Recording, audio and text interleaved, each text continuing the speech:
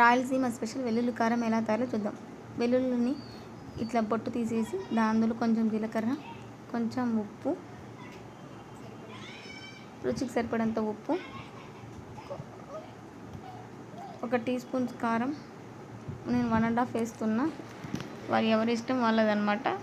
కారం తక్కువ తినేవాళ్ళు 1 స్పూన్ వేసుకుంటే సరిపోతుంది. కారం ఎక్కువ తినేవాళ్ళు 1½ వేసుకుంటే సరిపోతుంది.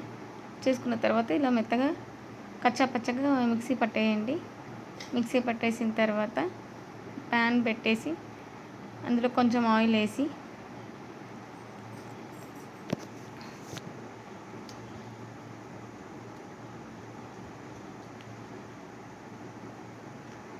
ఆయిల్ వేడయ్యాక కొన్ని పోపు దినుసులు వేయాలి.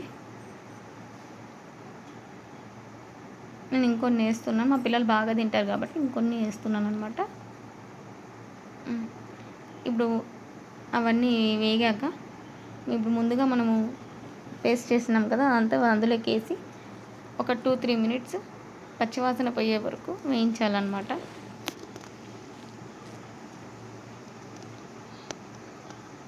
అందులో వేసాక 2-3 మినిట్స్ బాగా వేయించాలి. కావాలంటే మీ ఇందులో ఆనియన్స్ వేసుకొని అప్పటికప్పుడు చేసుకొని వేడివేడి అన్నంలో కలుపుకొని తిన్నా బాగుంటుందన్నమాట. నేను వితౌట్ ఆనియన్స్ వేస్తున్నా. ఇట్లా పచ్చివాసన పోయే వరకు వేయించాలి.